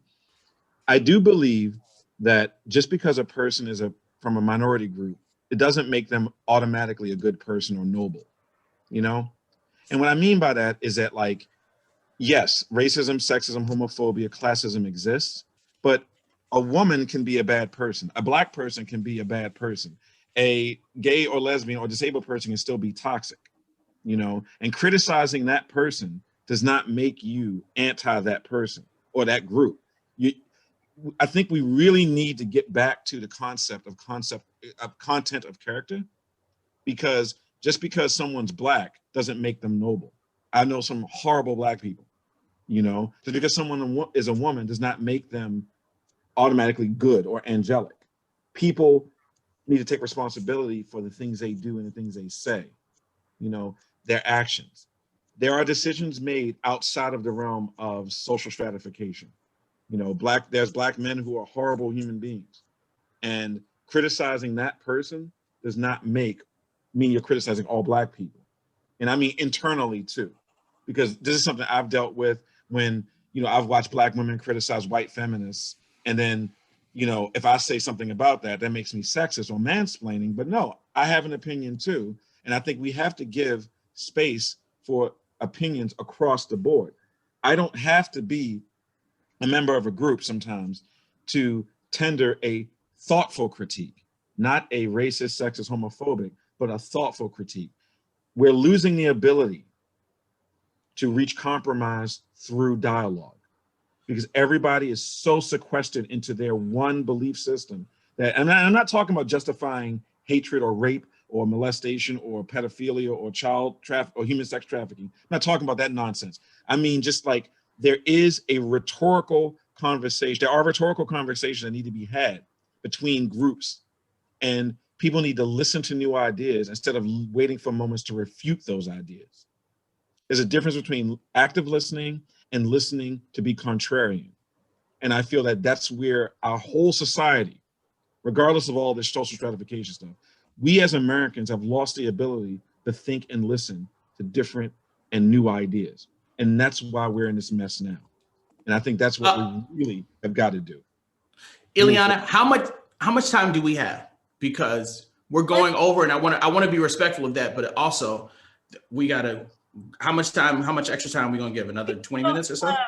No, we can go a few minutes after if you all are okay with it, because I really want Amanda and Natasha to answer this question. Oh, of course. I just wanted to ask a real quick follow-up question, though. I have to, because that's why I was like, we're going to take us some time. Brandon, so my question would be, because again, you're right. Once you dropped that out there, I was like, controversial, but also understandable, because the way you wrapped it up with active listening versus listening to be contrary, that's how you button it up. But my question to that is, are you, from saying that that's a narrative that you wish would change, are you saying that there's too much of a pass being given to people of historically discriminated groups, and because they're giving a pass that somehow we need to be more aggressive with them? No, I just want that clarified. No. Okay, no. I'm not saying that at all. I mean, this is getting into like this whole argument that started in the mid-90s when Terry McMillan's Waiting to Exhale came out, and I'm still having that argument with friends of mine. No, really? I just feel that sometimes people make decisions in their personal life, and I'm not talking about drugs. I'm not talking about racism, sex, anything like that. I'm saying that I've made decisions in my life that I can't blame on white people. I did some stupid stuff because I'm a person.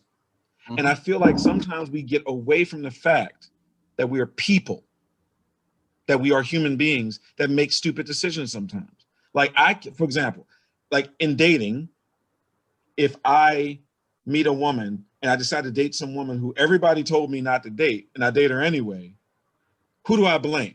Do I blame myself or do I blame her? Like, you see what I'm getting at? Like, there are situations that exist that are human situations that go beyond race, class, and gender that sometimes we have to take responsibility for.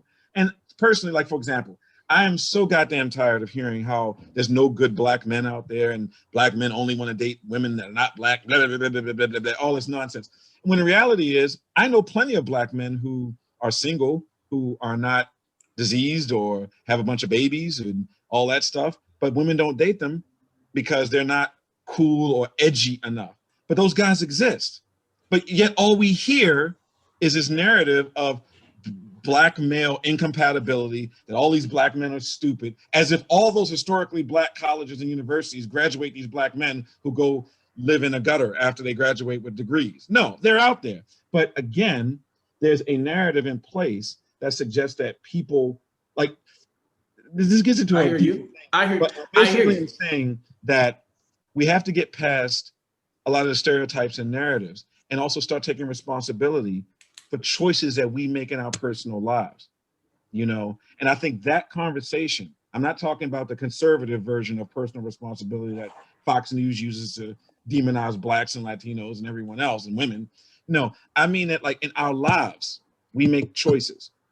And you can't, like, if you, for example, had bad relationships or bad dating experiences, it is not smart to say, well, all black men are scum. No, there are people who you dated who are scum, and ain't all brothers. So be careful with that. And, or if I say, well, I ain't dating women from that part of town. No, I made some choices to date women in that part of town, knowing that historically or whatever, it hasn't worked out for any other guys. I mean, you just got to be careful about the decisions you make and not slather an entire group because of personal decisions.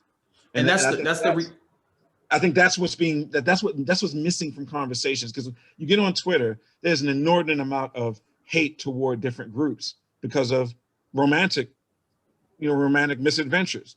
And I'm just like, well, yes, but take responsibility for the people you decided to date instead of painting everyone with the same brush based on your experiences. I think human beings will be better when they stop painting with a broad brush and start looking at the surgical situations or decisions that we made. And like I said, that goes beyond the whole stratification issue. And I was going to say, that's why I asked just that quick follow-up question, because I wanted you to have the opportunity just to clarify a little bit what you meant by responsibility and kind of the fragility. in terms of how people perceive people of color in different, groups. All right, let's go ahead. We had a question for everyone else. It was the same question. Ileana, what was the question? Well, haven't had Amanda or Natasha answer it. Yeah. What's the dominant narrative that we want to leave behind? Yeah. Yes. Well, what Brandon said was controversial, and it's like so many pieces to that puzzle, and I can't even go there. There's so many things. There's conversations within the Black community. I'm seeing multiple layers of things that we just wouldn't be able to hash out right here. But I also want to say, when people use that word active listening, I don't always know that they know what they're talking about. Active listening is not just sitting there listening to someone and nodding. You are thinking things, but it's actually something else. It's being there for their particular perspective, for giving encouragers like, yeah, tell me more.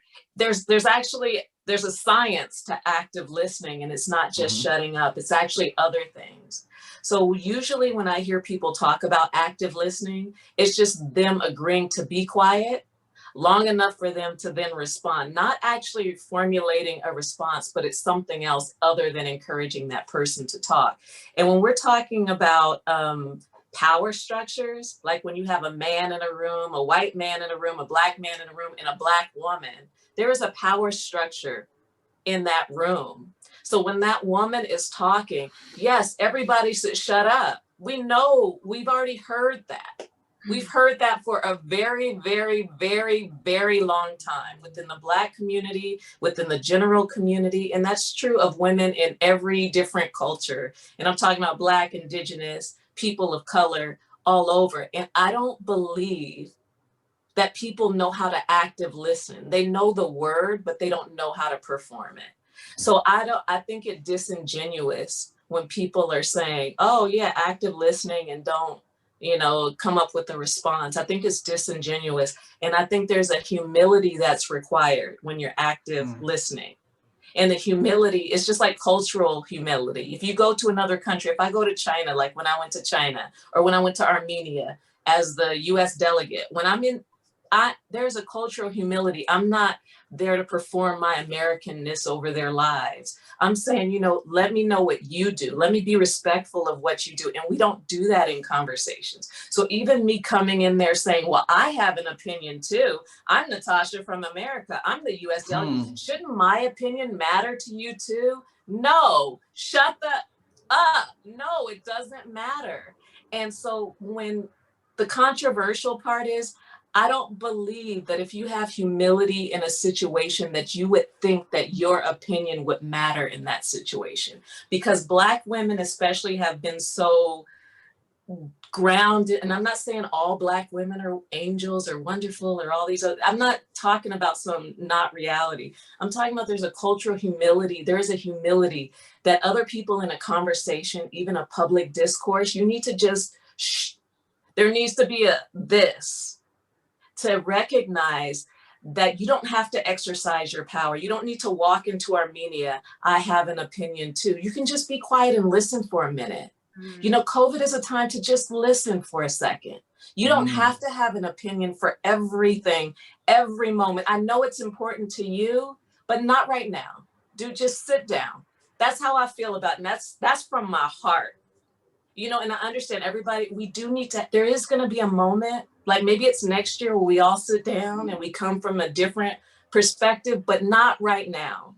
That's self-control, that's discipline, that's all those things. Right now, it's your time to just chill, just be quiet. Don't exercise your manness.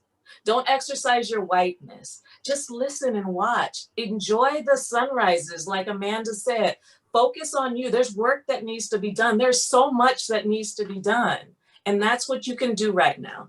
And that's what I would want to do. And what I would want to leave, no, I don't want to say what I'm leaving behind. What I want to move toward is a community, Black, Indigenous, people of color, even people who identify as white from different cultures. I believe that we can come together and the cream will rise when we're working on kindness. How about kindness and respect for other people? That's what I want to move towards. That's what I have hope about.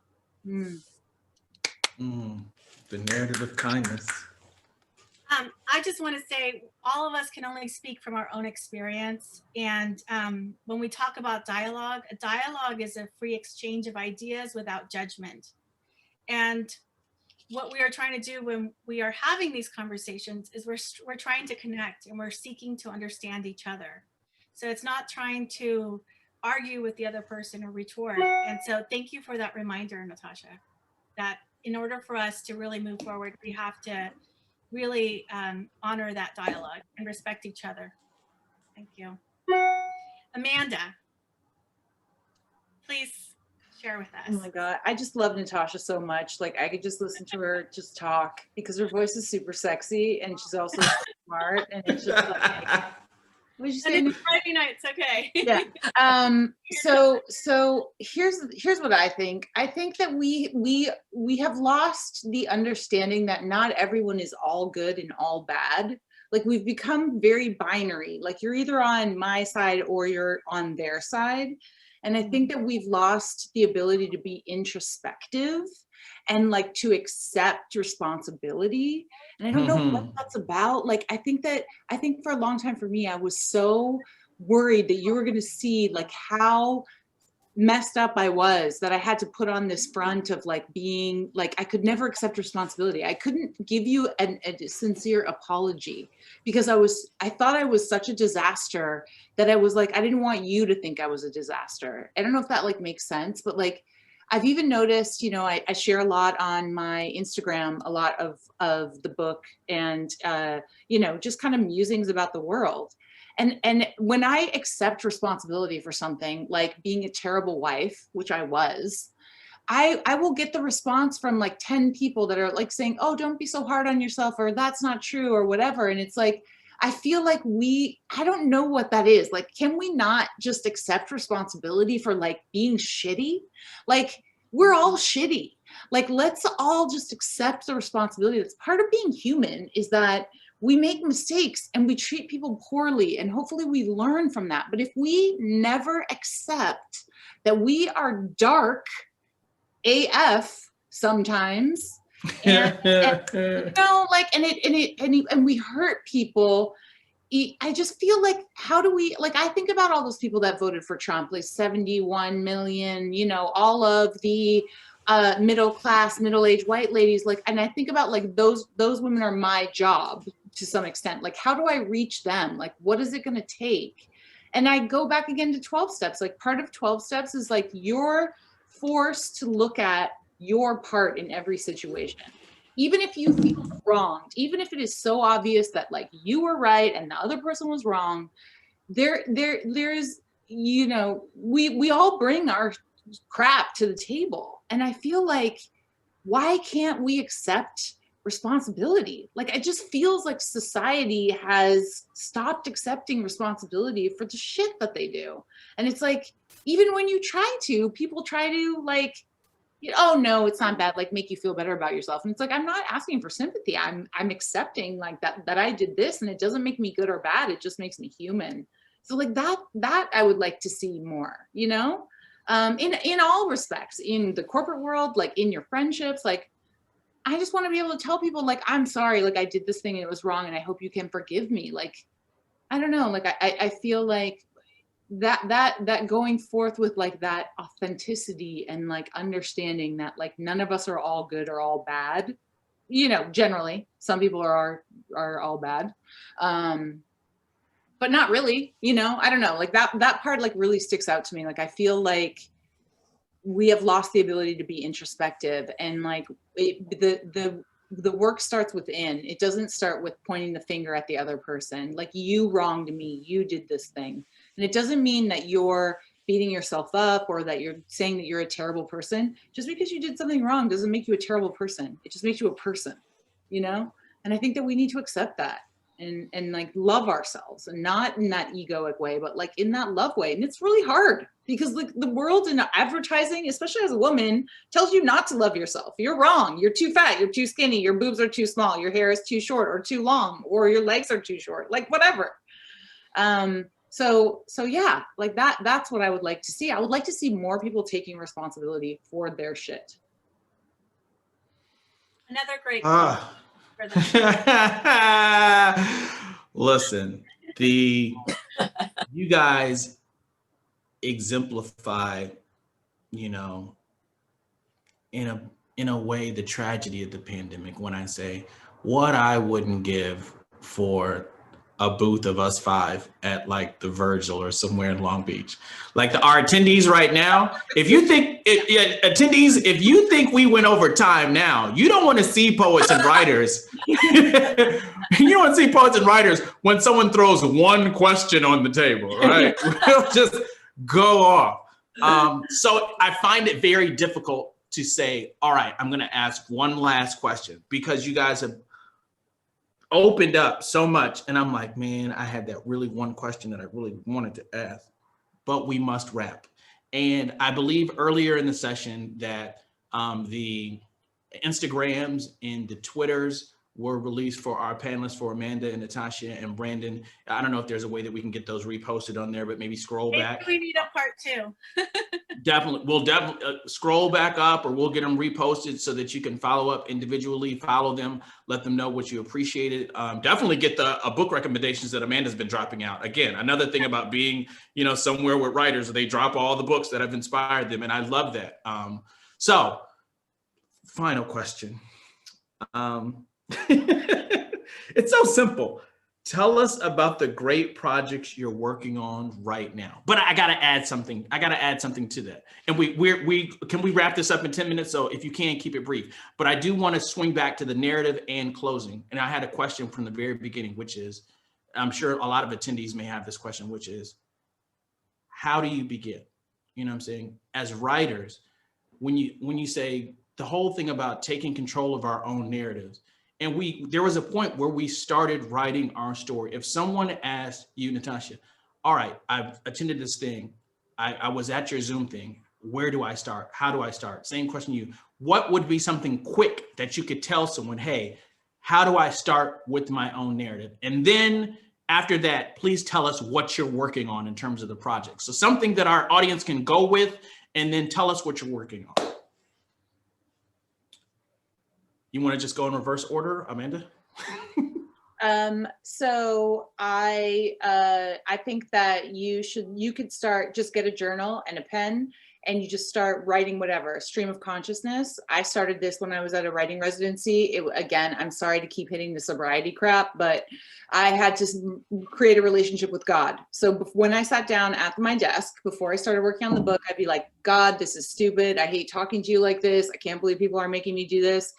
And it was a letter to God, and it just got me into the flow, and I would just transition. I would just follow my brain where it took me, and it would take me into the story. And like, of course I would force it a little, but like it would clear the cobwebs, and so that I'd be able to get into the book. Working on like the 4,000th draft of the book, trying to get it ready. I have 2 agents that are waiting to see it. And I'm also producing Zeho Reads, the virtual series for 2021 with Dare Williams for the city of West Hollywood. Woo! The end. Thank you. Yeah. Thank you. Brandon? Oh, next? hey. Okay. No, in terms of what you would do to get started, finish what you start, really. Because if you want to be a writer, people are eventually going to ask you for a sample. And it's not enough just to have one thing done. You need to have at least 3 to 5 things done that are expertly edited and, vetted. So have a product, because the one thing you don't want to do is talk about a project that you have that never sees the light of day. People want to support you. Have something for them to support, most importantly. In terms of stuff I'm working on, well, on Netflix right now, I wrote half of the first season of Transformers War for Cybertron, which is currently again on Netflix. I have adding it to my list. Thank you. I wrote, right now I'm working at Blizzard Entertainment, which is one of the biggest video game companies in the world. And I'm working on one of their big projects that I can't talk about. But it was just announced that I'm writing my first Superman story for DC Comics, part of the Future State. That'll be coming out very soon. I'm doing 2 Superman stories, one about hope for heroin addicts, believe it or not. And the other, I was not, but I had family members who were. And the other one is about mass incarceration. and that's going to be focused through the prism of a Superman story. Judge Dredd, False Witness, #4 is coming out. Transformers Galaxies, #12, which is the final issue of that series, which I wrote, it's coming out very soon. A lot of my stuff is available. You can go to Amazon, just put Brandon Easton in as it's spelled here, and you'll see all the stuff. And it's I have a lot of stuff I have run the gamut from young adult to stuff that's mature. So feel free to pick something and grab something for a kid or for your loved ones for Christmas time. And that's it. So thank you. Hey. Thank you. Thank you. Okay, I'll go really quickly. I teach at UCLA and for Antioch. So I'm just going to give you some writing exercises. These are two of my favorite books. Be Trouble by Bridget Bianca. Woo! And this is Javier Zamora's Unaccompanied. So what I would tell you, if you were to ask me what I do, I would tell you to get these two books. And as a writing exercise, just open it to any poem. So in Be Trouble, this is about Black women, and it's just a beautiful, beautiful book. So this is just a random page 73. It's called For Colored Girls When the Rainbows Don't Lead to Nothing, right? But the first line is, like most 14-year-olds, and then it goes on. So I would tell you to think back, use that first line, like most 14-year-olds, and remember when you were 14. What do you want to tell me?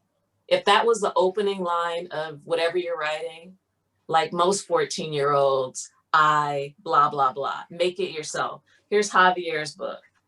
I open it. This is page 34. It's for Israel and Maria de Los Angeles.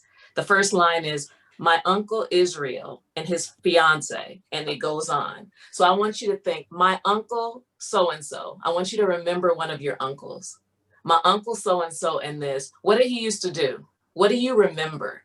So it's about conjuring memory just by randomly opening books like these with powerful poets, because their skill is their precision in language. That's why I love poets. They're so precise.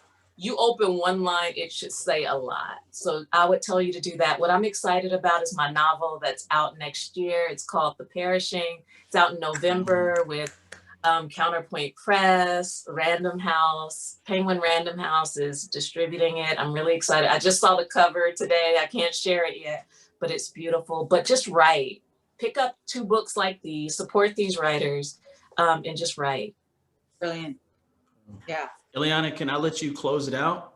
Yeah. And I'm gonna say something really quick, because it came to my mind earlier when everyone was speaking, and Brandon brought it right back up to a note, which is how the real recognize real. And when I say that, meaning just to know that it's going to be Brandon's pen behind these stories that are coming out, right? When I tell you that representation and diversity and positioning means so much, for the people who've never, who may be out of different groups, when you're in a group and you see something happen on television, or you hear a dialogue, or you see something occur, and you go, oh man, that's the first time I've heard it said like that, or seen it spun like that, or seen that visual.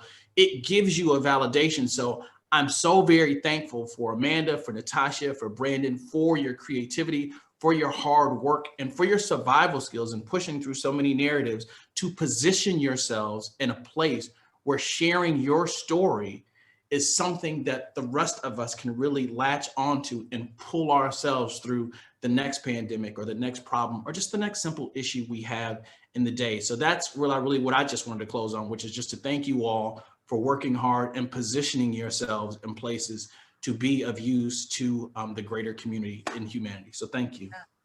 Thank you. Can we clap?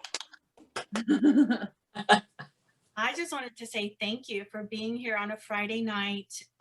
This conversation has been so rich and real. And I want to thank you and appreciate you, each one of you, so much for taking the time to be part of this conversation. I work for a nonprofit, and one of my goals is to be able to connect with people and have truthful conversations. And you guys definitely demonstrated that tonight. You were real in your opinions and your perspectives. And we are going to share this as much as possible because people need to hear your ideas, and everything that you shared tonight. So all I can say is this was a tremendous gift for me and for the organization. And I want to continue having conversations like this. I'm in many spaces where we are afraid to talk about this. And I think this is a great model for others. So thank you so much for your time.